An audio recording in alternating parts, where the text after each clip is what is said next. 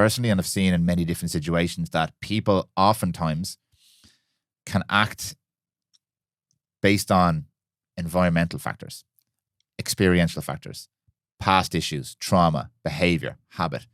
And they're not acting. My observation of the behavior is not because that's what they really value. It's because that's what they have repeatedly done, and it's become a behavior and it's become a pattern for them. But if they didn't value it, they wouldn't do it. So let's take an example, right? Because I feel like we're going to have a bit of back and forth on this. Let's take an example. Somebody who drinks excessively. They're drinking excessively for many different reasons. They're trying to fill the void, obviously. But in my opinion and from my observation, it's not because they value drink.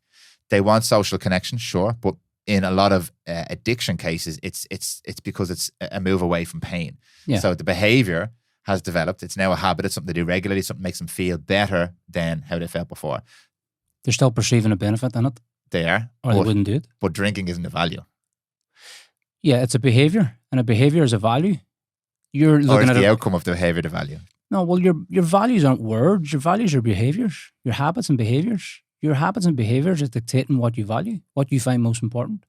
So even in the most destructive behaviors, there's a benefit for that person, and they simply wouldn't do it. So they're perceiving more benefit than drawback to go and to do that thing, or they wouldn't do it. So do we have a language issue then?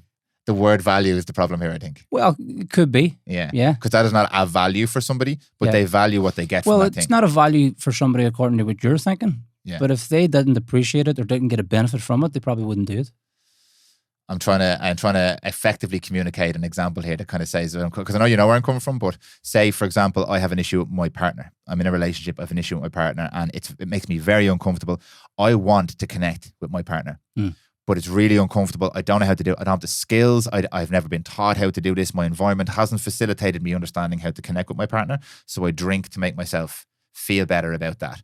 And that's causing all sorts of problems, destructive behavior, etc. But my value is my partner. I on some level, I've thought about this and I want to connect. It's not that I don't care about my partner, but I'm drinking because I don't have the skills to deal with this. Now we're saying, because we're observing this person drinking, that their value is drinking and not their partner. Not necessarily. Okay. But they're drinking for the outcome to be able to speak to their partner. Well, they're drinking for the outcome to not feel the pain. Yeah, they lower their defenses and maybe communicate better. But they don't communicate better. They're just drinking and it spirals. Right, okay. So do they actually really value their partner, or do they value drinking more? Yeah, I can see how a coaching session with you goes. I'm interested in looking at what is actually your behaviors are dictating. Yeah. So I'm looking at your habits and behaviors, not what you say, like my partner's really, really important, but I'm out at the bar every single weekend. Okay, so is your partner really important? Or are you interested in getting away? Yeah. I fully appreciate the importance of asking that question, because the person needs to become aware of their behaviors first.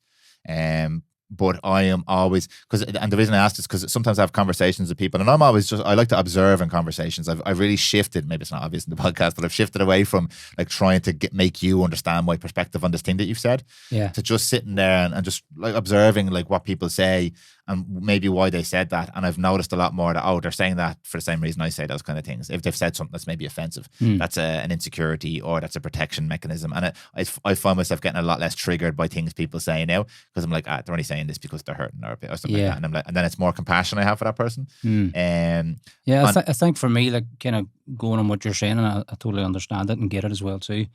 But again, like if I look at that, it's your expectation of what you think that person values and what you think that person finds is important. Well, they obviously don't value alcohol. Well, if they're going and doing it consistently enough, then they value it in some way or form. No, there's a benefit. I think it's a language issue, because I know they value alcohol. Yeah. But I don't think alcohol is a value that they're pursuing. Well, a lot of the times it might be because of an unfulfilled highest value. Yeah. It might be because of an unfulfilled like real purpose within themselves. They're maybe not getting to fulfill the thing that is actually really inspiring for them, and that's a way out. That's a distraction. Yeah. It's a numbness of the pain of not getting to do what's most important for them. There can be many different reasons, the addictions, of course. But a lot of times it's because of the social thing. They're going to meet people, there's communication, there's connection, they enjoy the feeling that they get from alcohol. There might be a lot of different things. It depends, I suppose, on the nature of it. If it's really, really destructive. Then as we talked about before, like it might be that there's something underneath that they're moving away from, and that's what they're moving towards. But still in their mind, they're perceiving more benefit over drawback in doing that.